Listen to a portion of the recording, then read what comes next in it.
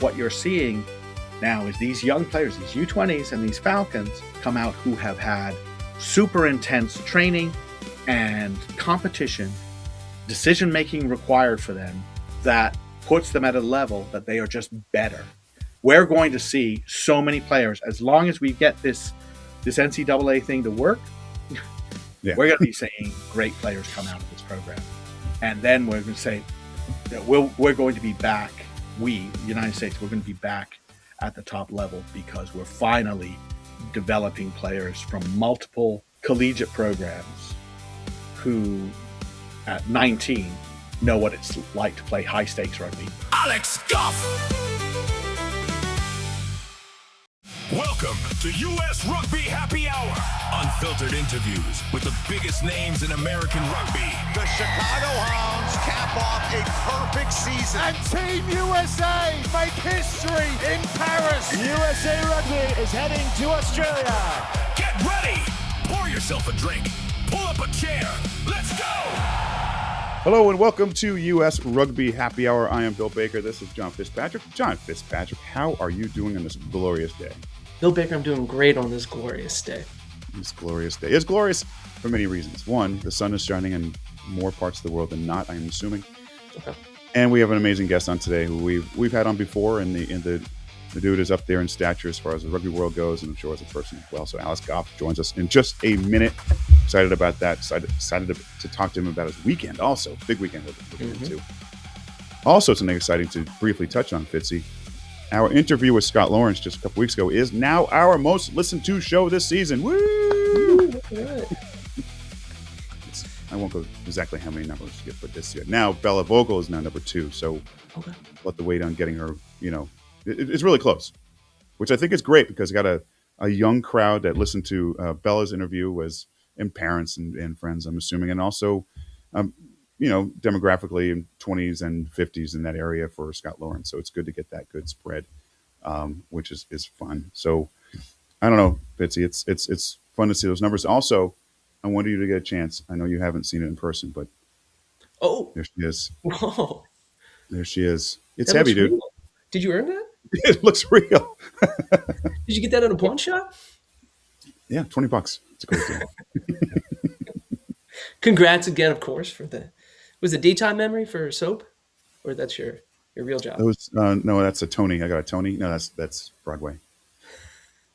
This is for sports national TV stuff for $20.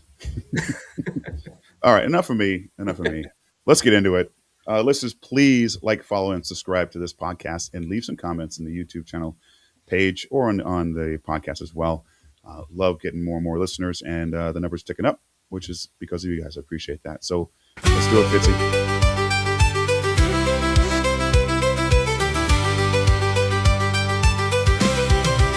Our guest today, a pivotal voice of the game. He's an analyst, journalist, reporter, commentator, podcaster, interviewer. Probably also makes a mean quiche too. Let's welcome a man with an encyclopedic knowledge of American rugby, US Rugby Foundation, Hall of Famer, Alex Goff. I am a good cook. But a mean quiche? Can you do it? I don't know. The pie crust is tough. That's why I like to do. What's the one without the crust?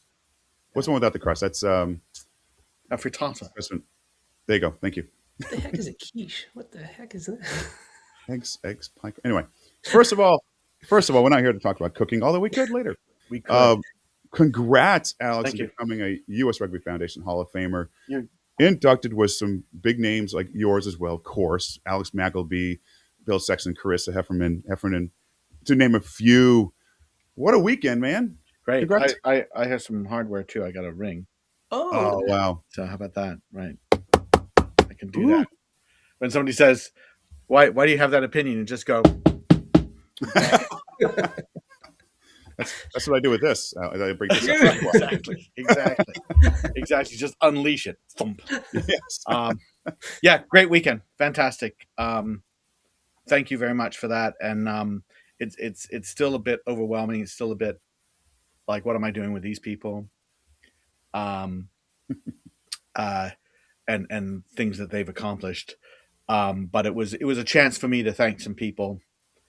And unfortunately, I didn't have enough time. I didn't have 2 hours to stand there and thank all the individuals by name who did everything to help me. And you're going to be able to see the ceremony, but I'll give you, my speech was about luck. And that's all I talked about, was the luck that had to come together for me to do what I do. Everything from, real quick, my father left Attleboro, Massachusetts with a GI Bill funded college degree and $40 in his pocket to go to Indonesia to work in the oil business. And because of that, just before I was born, he was transferred to London. And so I grew up in England. Oh. And, my brothers were great to me. My father was a big supporter of journalism. I got into it thanks to the support of my wife, and I got into it right when the internet was becoming big. So I didn't have to go and figure out how to print something. All of these things, along with so many luminaries of the game who took time to talk to me, educate me, help me learn, and then just regular rugby dudes who are just super cool to me. All of those things happen. And if those don't happen, I'm not there at the Hall of Fame thing. So it was really, the luck, just being fortunate to know good people and some really good timing. Yeah. Really good timing was really helpful. So that's the feeling I have. Is I'm just really lucky. Luck certainly plays a part, but and you're being modest here, but a lot of hard work goes into getting to where you are today. And I think it's great that U.S. Rugby Foundation recognizes there's more than one role when it comes to the sport of rugby here in the U.S. from player, coach, administrators, those covering the game, and you've been covering it. And I'm not going to date you. You've been covering it. You've been the voice of covering rugby. So, do you looking back? Yes. If you're familiar with blue dresses that weren't dry cleaned, that's about the time that I started. Okay. So, yes. Mm-hmm. I don't think we've had that reference on this show. How about that? This is a family show, Goff. This is a family show. Okay. Well, there goes our chance getting a certain present on the. But I guess, Alex, looking back, did you ever think this is where you'd be today when you first started doing this? I just thought I was doing it because I really enjoyed talking about the game, and I always wanted to be a journalist and a sports writer, so I talked about something that could set me apart, and I was just doing that. And I didn't think about a Hall of Fame.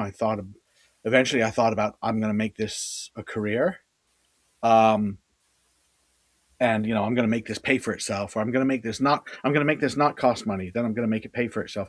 Then I'm going to make it like a second job, and then I'm going to make it my job. And that was a run of about 10 years before I got it. That was the only thing I did. Mm-hmm. And then I just was, doing that. Did I think, I'd love to be in the Hall of Fame? I was very happy with Ed Haggerty when he was in the Hall of Fame. I thought he absolutely deserved it. And Ed had been in the rugby journalism game for a very long time.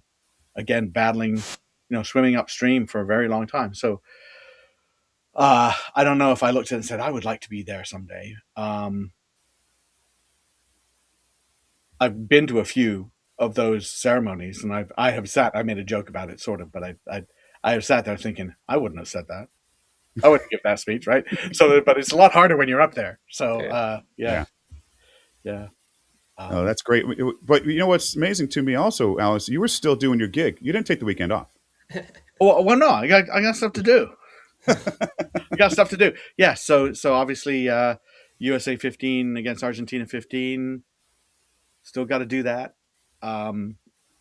Actually got to moderate a panel, a coaches panel, and that was hilarious. This is in typical rugby fashion. This is a rugby story. We're able to get, we got a panel of 3, and then Tim O'Brien couldn't do it.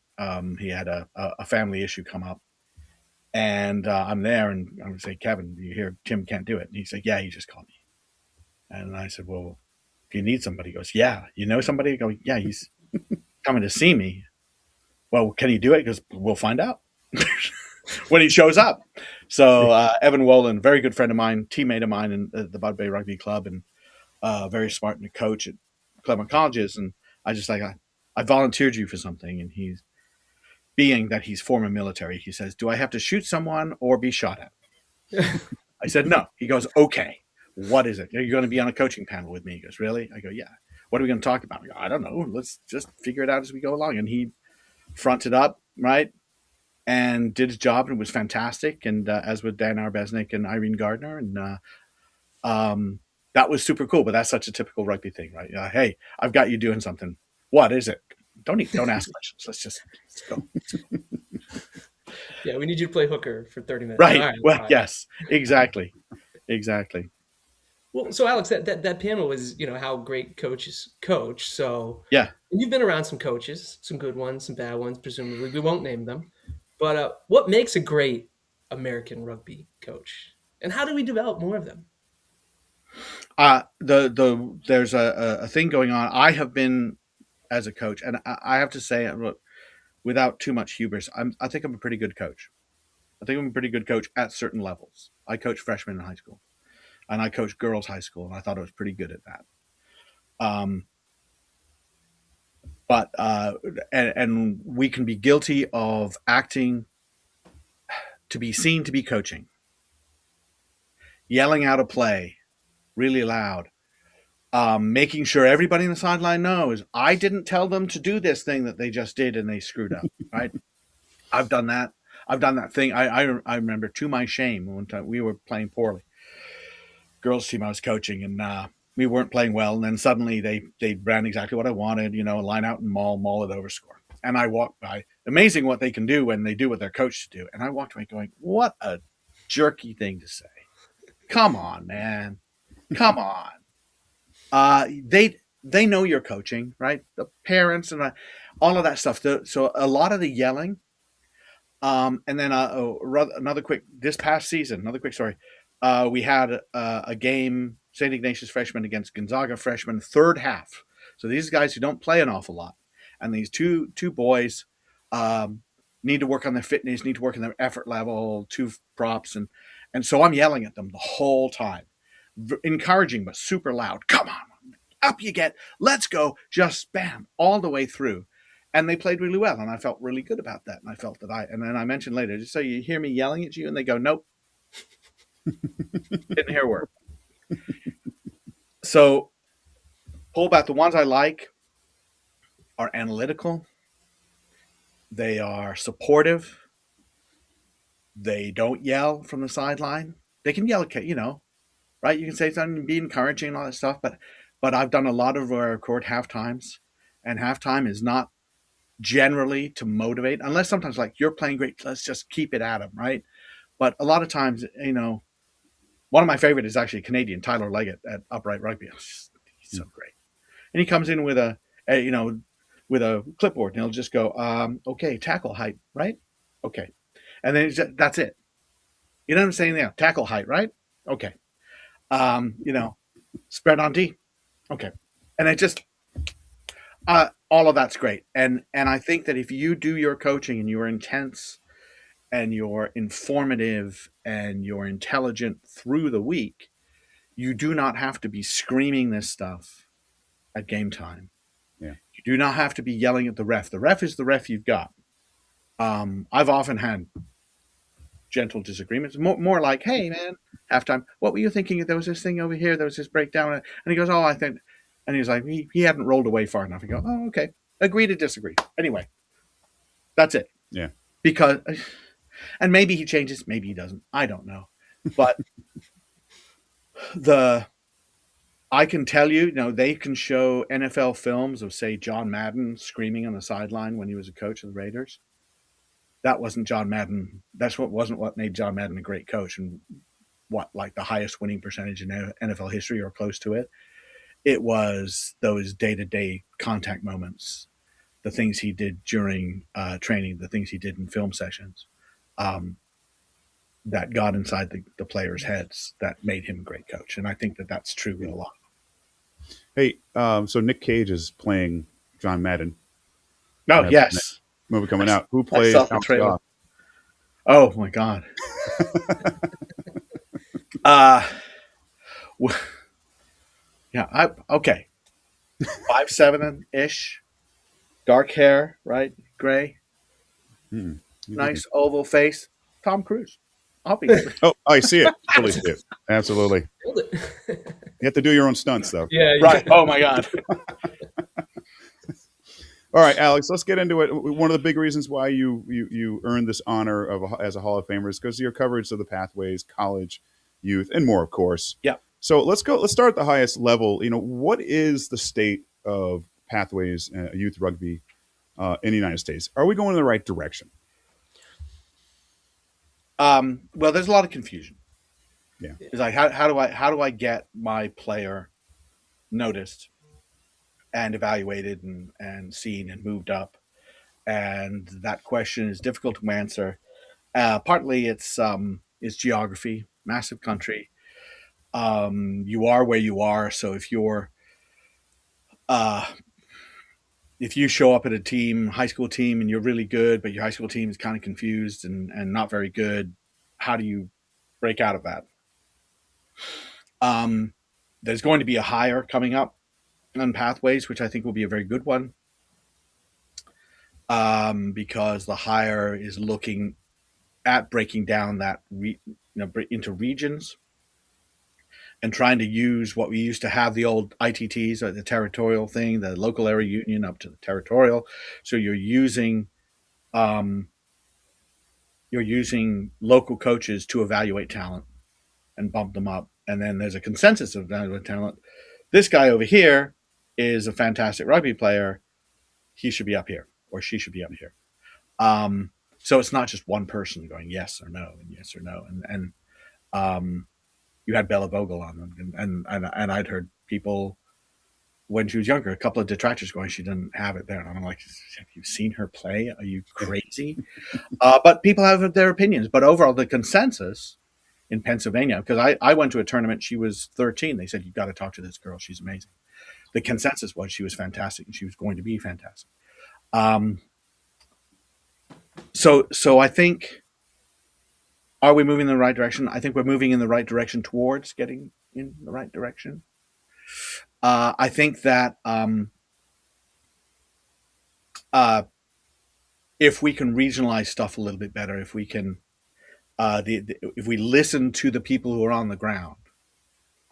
This past year was the first year that I was, in a long time, that I was directly contacted by a USA age grade coach and asked, who are you seeing? What are you seeing? And really this was Luke Lewis with the U18s. He was more interested in, could you tell me a little bit about where the hotbeds are? And he said, I know Utah, I know Northern California, North Carolina. And so we talked a little bit about where players are. And I said, look, I skimmed over Louisiana, but I said, there are really good players there. They're just not a lot of teams at the moment. But I wouldn't say they're not playing at the highest level great. I'm just saying, right. Yeah. So I tried to explain to him what the high school competitions were like in different regions. But also, nobody's ever asked me that before. Nobody's ever sat down and said, could you talk about what you're seeing just in terms of where I should be looking? And maybe he found somebody that way. I don't know. I mean, I did recommend a player to him that he didn't pick. It's like, great. That's fine. Do it. You do you. I'm not going to freak out about that. Yeah. But I think that, on the high school level, there's a little bit of confusion. I think there'll be a little bit better understanding if we have the same people and a system. So when we change the coach, they're still following the system, the pathway system, which should be a move up to maybe in the scouting process, 4 regional teams, whatever, right? East, Midwest, West Coast or something, so that you can then look at these things rather than have just a camp. And you can go somewhere and say, there's a camp in the East. We as coaches will go to it and the players can get there more easily. And then there's a camp in the Midwest and things like that. Well, so since the day you started back in the blue dress days, yes, how has it grown? Are there certain metrics that are like, yeah, it's really increased because of whatever? Youth rugby used to be under 18 rugby. Mm. Now youth rugby is under 12. That's great. It's grown super. Not enough. I mean, I think there should be many more, but it has grown on the young level. The quality of athletes that are playing high school rugby has grown, and the number of high quality athletes who play has grown. I rank the top 50 high school teams and top 50 high school clubs on the boys' side every week, starting in January. And it's hard. There are good teams that I don't rank. I mean, it used to be, I'm like, I'm going to have to stretch that out. There are areas, I mean, even the area that I live in, where there used to be a lot more teams, and they've shrunk. So that's unfortunate. But and I think that those really big clubs, the clubs that they win and they're super popular and they're well run, and then everybody goes, well, I want to play for that club, even though you never see the starting lineup in the top side. Those aggregators are positive and they're also negative. Because really, I mean, I love the Charlotte Tigers. I love the Charlotte Cardinals. There should be 8 Charlotte teams in Charlotte. However, see, they play the school season. So their argument would be, we already do that. And then we bring them together for the high performing club. And I get that. I do. But sometimes you get these black hole clubs, which is tough. But I think that the quality generally is risen on the boys' side. On the girls' side, I will say the quality has risen in certain areas, and in other areas got absolutely smashed by COVID. Yeah. Really just hurt very badly. Girls, and those who work with girls are more risk averse than boys. And in the areas that were more risk averse, so I coached a girls team in Olympia, Washington State, very COVID scared, very COVID nervous. I wasn't there when COVID hit. But I'll tell you, the girls team I started, the Bud Bay Steelheads, they don't play anymore. Mm-hmm. I'd like them to be back, but their numbers were dwindling a little bit. There was a coach turnover.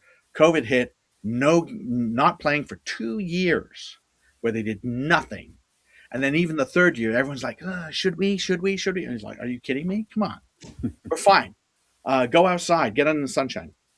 And had I been coaching there, I would have pushed it, and I probably would have been in trouble and gotten fined or something. But all of that was much, much slower with girls to come back. And that hurt them, because then they say, we don't have numbers. We can only do sevens because it's 2 years or 2.5 years. And we lost all these people who graduated, and we don't have any memory of this club. It took them a very, very long time to come back. The strong ones came back, and they were fantastic. Belmont Shore, Divine Savior, Holy Angels, Majestics, United, Catholic Memorial, Orchard Park, Doylestown. They all came back, but the ones chasing them have really struggled. So that's been a work in progress. I think we're getting there now. And I think from what I'm seeing in terms of the quality of players I see at certain times and the freshmen going into college, I think, we're doing all right, but it took a while. Alex, let's go up one more level. Okay. And you used that word earlier, confusion. And I think adding to the confusion is there's a side there. There's the college game. And I hate to use this word, but maybe this is the operative word, divide. There seems to be 2 camps here. So we'll roll with this. Feel free to change my wording around, but I'm talking about the ongoing NCR National Collegiate Rugby versus USA Rugby / CRAA, College Rugby Association of America. It's a mouthful. In your opinion, what does NCR do better than CRAA? And then the reverse. What does CRAA do better than NCR? I think it's great. That's a super question. NCR, through their marketing and social media and the team they have, makes every single division feel seen and celebrated and cared for. NCR puts a framework around their competition. You go to ncr.rugby, their website. Oh, they changed it again. Kind of like the old one. Where it's about the collegiate game. It's just about the collegiate game. They've got an app, so once they populate that app each year, you can go in and look for results, and you don't have to wade through club or high school or anything else. It's bam. It's their college competition. This is what we're all about. It's still splintered, but because there are still many divisions, and I think that's one of the things is people say it's confusing. Well, it's confusing even within. If NCR was the only thing you looked at, they've got 4 divisions on each side, right? So they've got 8 championships. Then they've actually, and you double that, 16 championships if you include 7. So that's, they're still doing that, but they do a really good job there. The other thing that they did superbly well, and USA Rugby, it took them. I mean, they never really quite got there. CRAA sort of has is, we're going to announce in July. This is the dates of the playoffs. This is where they'll be held. This is where a championship game will be held, and the date. You can plan accordingly. Seems like the easiest thing in the world, but it was like people weren't doing it, and they just said, "This is what we're going to expect from you. This is our season now. So now stop playing here." Stop your regular season here because the next week is playoffs, and then there's a play-in week or the first round. We'll figure it out. But then it's quarterfinals weekend, semifinals weekend, and then a final. They have over time they've got there, and I think great job of trying to live stream every playoff game that they do. They put that behind a paywall. I think that's a smart idea because a lot of those games are only going to get a few dozen to a couple of hundred viewers. And those people are going to watch anyway because they're supporting those teams within. So charge them a few bucks and then recoup your investment. I think it's not like you're going to go free to air to see 2 Division 3 teams in a quarterfinal and suddenly get 10,000 viewers. You're just not going to happen. So don't worry about that. So I think that's really cool. And then CRAA, what they've done is they've learned. So the when and where part they've done, ramping up their events to make their events better. I thought their championship weekend that they did and their Premier Sevens, the women's Premier Sevens they did were great. The way it was live streamed, I know, I was on the broadcast, so the announcing was amazing. But it was at a good stadium, and a nice little stadium. From the previous year, there had been fewer bells and whistles. The stuff like the camera had been on the stadium, the fan side, so the background to the action was like a street and some power lines. That's not pretty. So they flipped it around, so you can see the crowd in the background, and they also had they brought in a portable Tron. I wouldn't call it a Jumbotron, but it was a Tron of some size to show replays and show some. It was like, that's cool, right? You've ramped that up.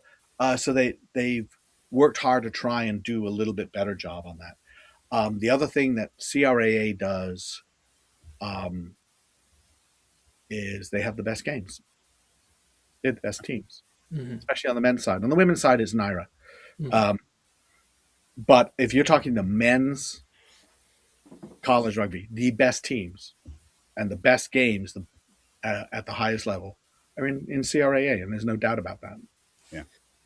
So, trying to simplify this if we can, if you can. But okay, what is this divide really about? Is it competition level? Is it governance? Is it geography? Is it turf? Is it power? Because, as you mentioned, each side can stake a claim to some important issues here. So, what is the divide? Really all right. So I think you said change words. Divide. And I don't want to always speak for any of these things, but this is something that the CRAA people say to me, but they don't say publicly very much, which is saying there's no divide. It's always been. USA Rugby has existed since 1975. You want to be within this community, be a member of USA Rugby. And then a group decided in 2020 to not be a member and just leave. So it's not a divide. They left. NCR left. And it's never changed. The stance from the USA Rugby CRAA side has never changed. And I think it's a fair thing to say. They've always said be a member. It was be a member in 1992, and it was be a member in 2003, and it's be a member in 2026. Be a member. And it was, the dynamic was changed. So it's not, they went this way. This group stayed here and another group went over here. However, there's a split, right? And what is it about now? NCR split and did a lot of things really, really well, including being ready to play in the fall of 2020, which USA Rugby was not.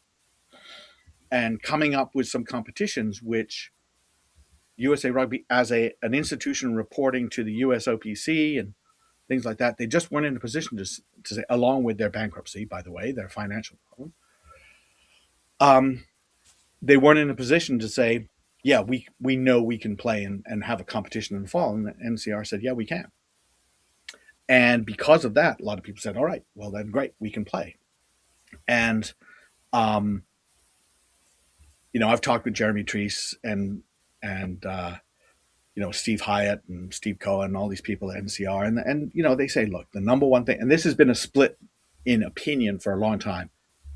They say 15s, college 15s in the fall. That is a hard line for them. Except it's not, but a hard line for them. 7s in the spring. And so that's great for all these teams that for years, they played their fall season. They stopped in November. Winter came sweeping down out of the Arctic. They waited. Okay, April, let's go. We'll start playing so we can make the playoffs and lose to the Californian teams by 58. It didn't always happen, right? Ohio State made the national final, not an East Coast team, but Wyoming made a national final. And check me if I'm wrong, but March in Wyoming isn't exactly tropical. Naval Academy made the national final. Army. I'm not sure if they made the final. Certainly made the Final Four. No, so it was possible. However, they really didn't like it. They really didn't like that, having to wait. So that the idea of playing to a championship in the fall was very attractive. So it is partly geographical, things like that. When NCR started, they were NSCRO, National Small College Rugby Organization. And what they did was they looked at an underserved group. Nobody cares about these small colleges. There's no real championship for them. There's nothing really where anybody cares. So we're going to create a competition for them, create a pathway to a championship. And USA Rugby said, that's great. You're right. We haven't done anything about it, but we give you some tens of thousands of dollars to help execute that. And it was done on a regional basis. And then they did a Final Four in Glendale in the spring. And it was only later that they decided, you know what? Again, it's kind of a pain to make these East Coast teams wait to play. So we're going to do it all in the fall. And if you can't make it in the fall, too bad. And that philosophically is not what CRAA is about. Partly because then the West Coast teams and the warm weather teams say, sorry, that's not how we roll. Go December through to May. But also CRAA philosophically is more 15s is good, especially at the higher level. And 7s. And I personally agree with this, so there's bias coming through when I say this. I don't think you have to play 7s for 5 months to be good at it. If you're a rugby player, I don't think you have to. And I've talked to some experts about it. They say, look, 8 practices, 12 practices, 2 tournaments, get into the CRC, you're good. So that's their opinion. So philosophically, they're against that. Now, you've seen some wiggle room with that. CRAA created a fall classic because they knew that there were teams that played in the fall that were going to pretty much stop in the fall, and they wanted to give them something to play, a bowl game. And then NCR has gone to a couple of leagues in California and in Florida and pitched a after the playoffs competition that they would manage because they want the membership. So both of them kind of, right, the line isn't super hard on that. Huh. So I think that's a driving division, and CRAA people are fine with that. USA Rugby wants NCR to be members. They want the teams to be members. And they say the things that USA Rugby provides as service to their members, you don't get because you're not members. And the lawsuit from NCR was essentially, you're not giving us some of these services or some of these benefits. And that's because their reading of the Ted Stevens Act is their reading, but they're basically saying the Ted Stevens Act says nobody owns the sport that they represent. That's one of the things it says. So basically, I can form a rugby club, and somebody 10 miles down the road can form a rugby club, and we can go play each other. We don't have to be USA Rugby members to go play a rugby game. They can't come in and say, you stop right now. But if I turn around and then go up the street to the Cleveland Rovers and play them, USA Rugby said, well, you can't play the Cleveland Rovers because they're a member and we need our member to be covered. And so you need to be a member to play them. I've not stopped playing rugby. I just stopped playing certain areas. So NCR sues to say, hey, you're denying us access to certain things. And USA Rugby goes, you're not a member. And the suit got tossed out because you're actually supposed to go to the USOPC first. And with a grievance, you're supposed to. So they shouldn't have sued. They should have gone to the USOPC. And I'm not quite sure where we are there. I don't believe the USOPC is looking kindly on that argument because it's like the Ted Stevens Act also says there's nothing wrong with saying you have to be a member. You just have to charge everybody in your category the same amount. You can't say, an all African American team gets a discount. You can't do that. Yeah. So all of that's bouncing around. But USA Rugby is saying you should be a member, and CRAA is like, well, we are members. So CRAA gets national team coaches coming to look at them, and CRAA gets USA Rugby adjudication stuff, and they get advantage refs and access to that, and various other membership perks or things, right? Services, and USA Rugby has ended up doing some things for NCR that they don't have to. So NCR has sent all-star teams, all-American teams to Europe, and then found out they can't play because they're not members of USA Rugby. And the French Federation is saying, you're not a member of your governing body. You can't play these games. And who did they call? They called people in CRAA, who then got on the phone, worked up some stuff, got them fast-tracked to get all of those players memberships so that they could play. NCR didn't say anything about that. They don't want to say anything about that. It looks bad for them. And it looks good, and the other, even worse for NCR is it looks good for CRAA. But people did that, and they did it essentially so as not to ruin the trip for those young rugby players, right? I mean, that's a nice thing to do. I mean, I'm sorry, that's a piece of news as well. I tell you, and I don't write an article about it because the article will come off as like, here's Goff touting CRAA for no particular reason, but those things have happened. Alex, we had Bill Gorin and Paul Keeler on a couple weeks ago.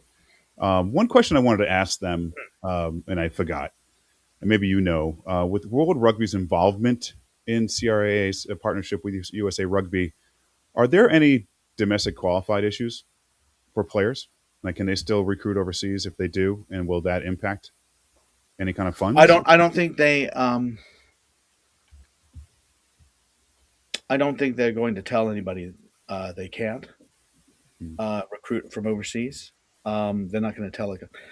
I think that they would probably encourage colleges to recruit domestically, but you've got a school like Arkansas State that's run by the International Studies Department. The whole point of supporting Arkansas State rugby is to get people from overseas to come to Arkansas State. So I don't think so. I think it's a very good question. I think ultimately, part of that answer might be, well, if they come as freshmen, 5 years later, they're qualified. And that is, I think personally, massive clarity needs to be given to overseas student athletes when they come to America, and that includes, right? There's this feeling, right? The opinion of USA Rugby is that if you're an NCR only team and you're not a member of USA Rugby, your clock hasn't started. And if your team, as has happened, leaves CRAA, stops paying dues to USA Rugby, and joins NCR, your clock goes back to zero. And that has happened to players where they think they have the time. They have logged the time, and it turns out, no, you haven't, because your team stopped paying dues to USA Rugby. Oh. But I think that all of that stuff, how long what happens when you go back to your home country to visit family? What can you do? What can you not do? Number one thing you can't do is play a rugby game.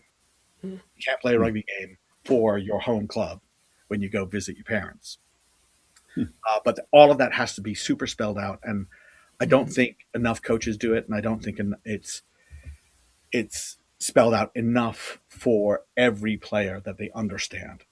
And we have a lot of players now in collegiate rugby from Zimbabwe, and they've never encountered this, and now they're encountering it. And some of them have had to make some pretty harsh decisions because of that. But I think it's incumbent on coaches, but it's also incumbent on someone like Paul Keeler to do that, and we get a PDF together, a very short PDF, because if you're like me, you start to get sleepy after like half a page, and just spell it out. Well, Alex, all right, put your thinking cap on here. Yes, you've just been handed $10 million to invest in American college rugby. How would you spend it? And no, giving yourself a $10 million salary as CEO is not one of the answers. I would go to as many, probably Division III and maybe Division II, that's NCAA Division II, women's colleges that I could, and I would offer them seed money for an NCAA sanctioned program. And I would get women's rugby over the top and make them an NCAA sport. That would be a like at least half of that. I would buy them all their equipment. I would buy their rugby posts. I would buy, and I would, set them up with a coach and say, do that. Not the D1s, right? Clemson doesn't care, right? North Carolina doesn't care. But a lot of these lower ones that and might be a little bit worried about enrollment cliffs and stuff, and it's like, this would be great.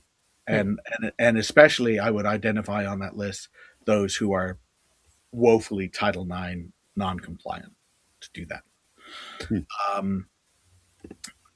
On the men's side, I think I would like to get to a situation where teams get their, let's say their travel for the quarterfinals, semifinals, and final paid for. I think that'd be great.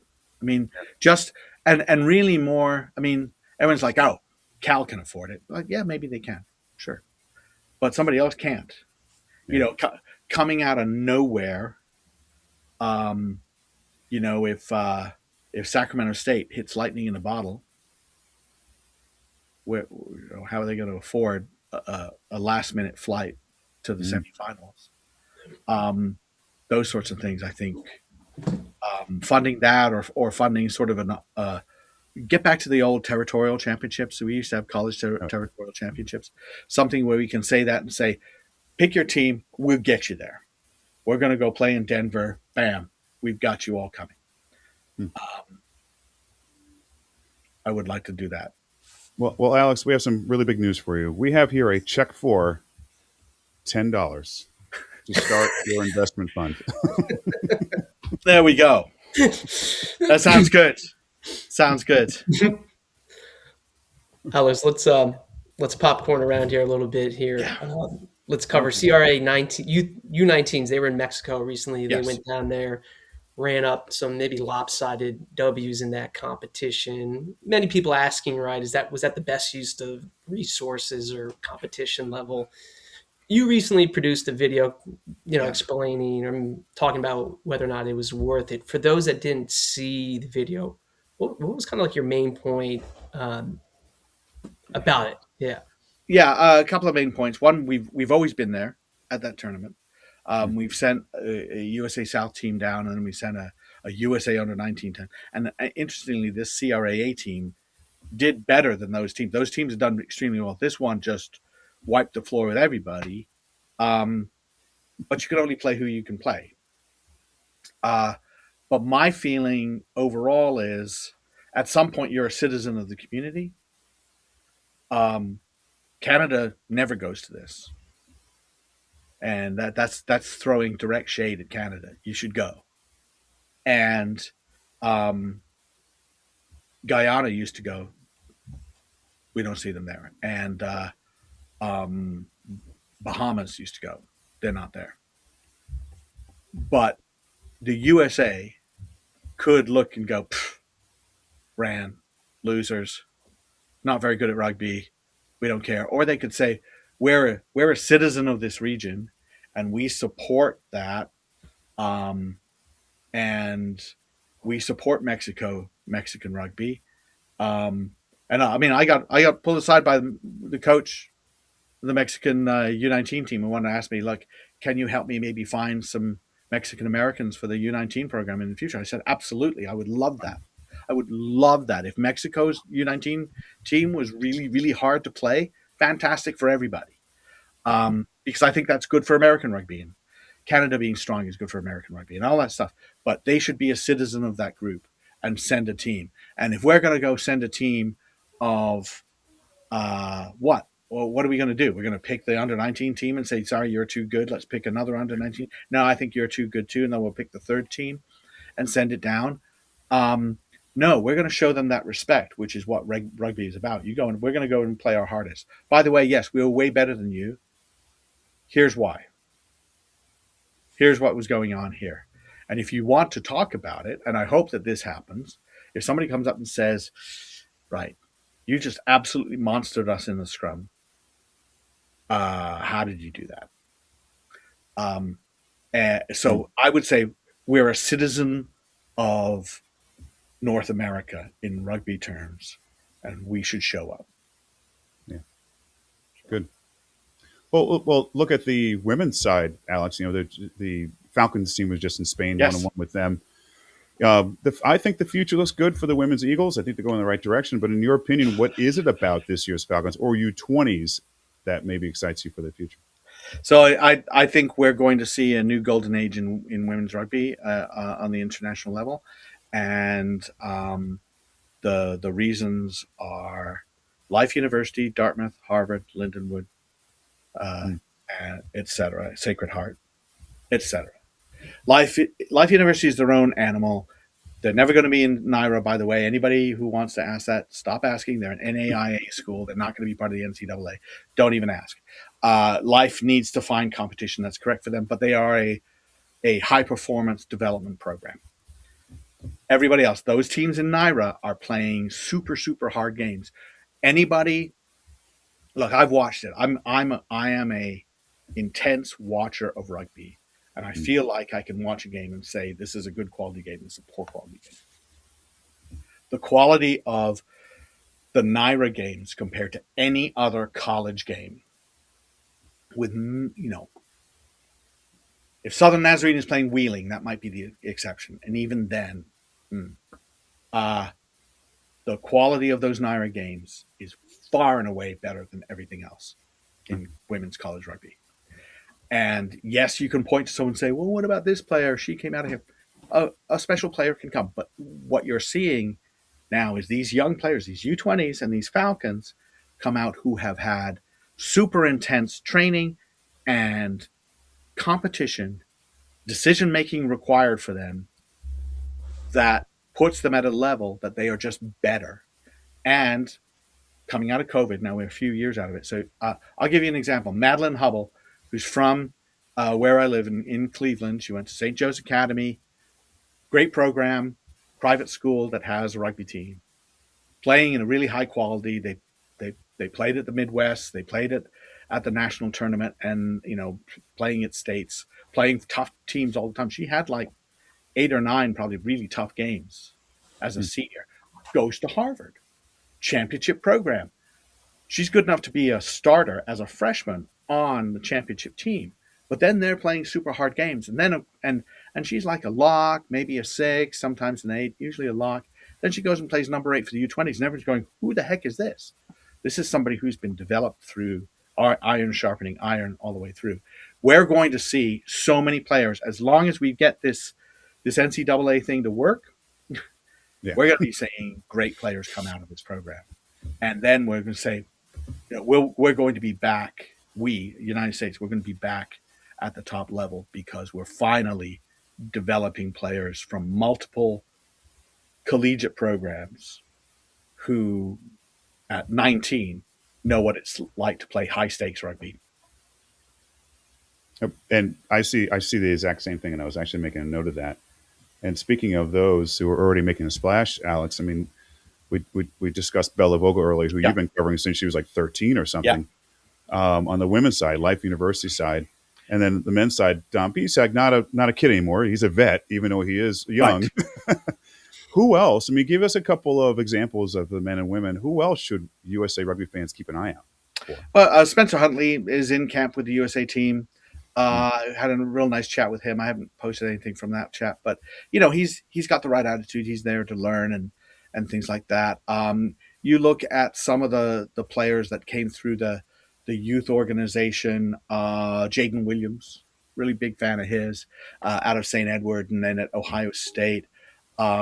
He's got to stop getting. I think he got a 2-match ban on the U19 tour. So he's got to watch out. It was a crock roll. It wasn't something, super terrible.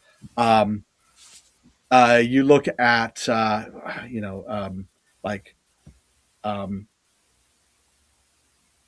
what is his name? Ryder, out of San Diego. You look at, some of those players out of that, the people out of Charlotte, like Colson brothers, Aiden McLaughlin. You have a number of players now because of that U18, U19, U20 exposure, can really come out and play at a high level. I love you blindsided me with names, but on a general thing. Okay, so the opposite question from the CRAA U19 team would be the U20s, right? Giving up 75, 65 points. But you know what? Again, you don't know what you don't know until you play. Yeah. And, they came through, by the way, the reports I had about what it was like when everybody got sick, it's really gross. What happened to those poor Oh, yeah. people? It was just horrible. The Capel boys. They were on in the front row for that team. They were pretty good too. But you looked at that; they were able to score tries, and they were able to not look completely overwhelmed against England and Ireland and Argentina, and they lost to Japan. They were right there, and then things happened, and then they won a game. Okay, but the point is that now you've got these guys who've played 5 of the very, very toughest rugby games they've ever played, that they would never get anywhere other place, and now they come forward through that, and we build on that. We don't shrink away from it. We don't say, what a waste. We go after it again and again and again. As long as we can get a team into that U20 team and go from being second last to being 14th to get up to top 12. Yeah. Because we are going to get people from overseas, rugby players who grow up overseas who are going to come into the Eagles and things like that. That's always going to augment that. But that's how we get our domestic guys ready to play, is to play those things. And then someday they're at Twickenham and going, wait, I played against you. Yeah. I played against you. You were 19, right? We were, and it demystifies all of that and says, I already played against you, right? We've already done this. All of that stuff helps. We can't shrink away from that. And I ran into this, and I used to argue with Ed. I love Ed Haggerty, but he and I disagreed on some stuff. And other people said this too. When the Eagles were playing poorly and losing games, there was a school of thought that basically said, let's cut funding for that team. Let's not play any international games until we're good. How do you know? How do you know? And if you look at, I think it's depicted fairly well in the movie Invictus. The South Africans come out of the boycott, and they play England, and England smashes them. And there's Matt Damon pretending to be Francois Pienaar going, we got to go back to the drawing board. We don't know what we're doing because we've just been playing domestically all this time, and we think we're good, but we have no idea. That is exactly, if you pull away from the international community on that, you'll never know how you measure up. So we have to continue to measure up and try to measure up each time. And for Trinidad and Tobago, that means playing the United States, the CRAA under-19s, and hoping to score against them. And for us, it's getting Ireland to under-20s to leave the field and go, man, that was a game. Right? That was tough. Well, it's also the understanding of the USA men U20s were together a relatively short amount of time. Well, all these other Six Nations sides have been playing together too. They have a Six Nations, right? They have an under-20 Six Nations. So, right. Yeah. So I mean, but I guess that's good. The USA is going against some really solid teams and playing together, and it's still to put some points on the board. I'll take it. But Alex, to end this interview with you, Fitzy has the most important question. Okay. So Alex, Boxer briefs is the answer. We see the backdrop behind you of shirts from rugby teams from all over. Yes. So I got to know that we're going widescreen here. I've got to know, how many rugby shirts do you have? Is it over 100? Is it closer to 200? I don't believe it's over 100. It's all over the place, and they're not all up there because I keep having to move them around. So this was sent to me after. Oh, I played them in college. Yeah, this was sent to me after last year's Hall of Fame dinner, and they said, you don't have a Salisbury thing, and I've got to put that back up. Nice. This one. Good coach they had who retired recently. Fairfield. I was always like, I never see him in shirts, so they've given me like 4. And this is the most tropical one. The rugby balls now 1, 2, 3. Well, how do you make the cut? How do you get on the back wall?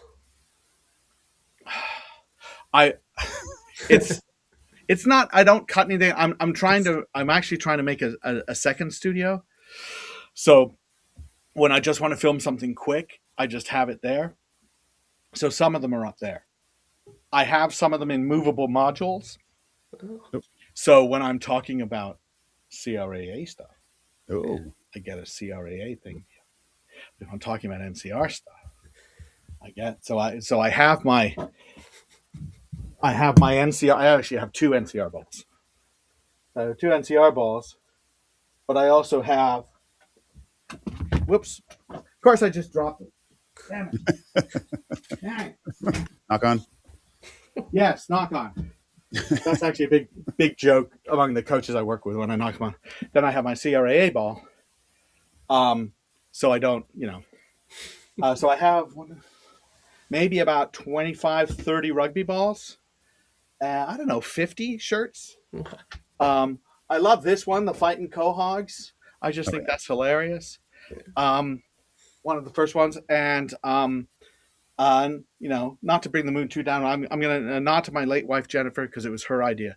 All of this was her idea. She said, you should just ask people to send shirts. I bet you they'll send you shirts. And she was absolutely right. So I've got a ton of them. Let's go.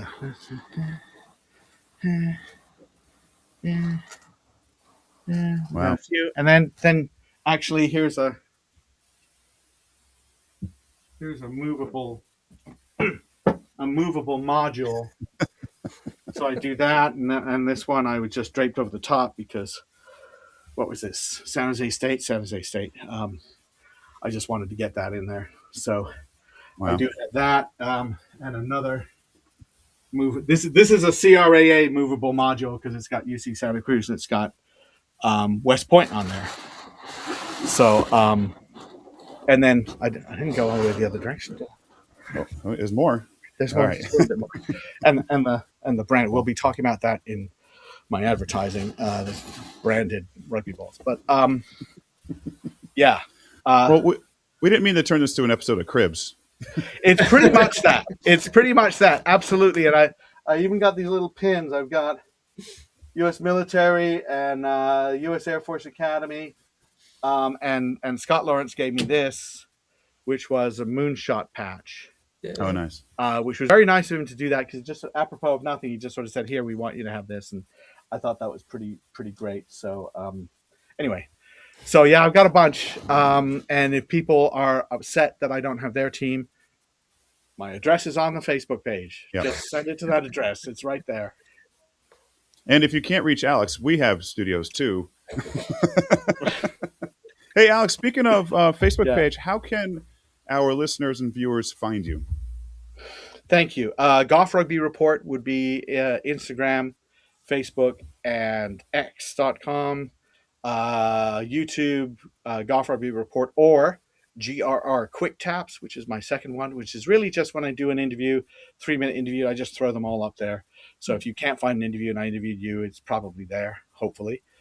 GoffRugbyReport.com would be the website. And I think that's just about it. But I try to get my videos up. I have so many great advertisers that I don't need to sort of like monetize it necessarily for traffic, so I'm able to get it in different places that people just see them, and reach the audience that way, because different people consume their media in very different ways. So yeah. Well, listeners, follow what Alex just said. Look them up online, all social media and web, YouTube, everywhere else. And also for us, give us a follow here and a comment on our YouTube page, and follow our podcast available on all podcast players out there. Alex Goff, Hall of Famer. Such a joy to talk to you. Thank you so much. And hopefully you're nowhere near the end of your career. We're looking forward to a lot more. I hope so too. Thank you very much. It was fun. I really appreciate it. All right. Thanks everybody for listening in. Alex, we will chat again one day soon. Sounds good.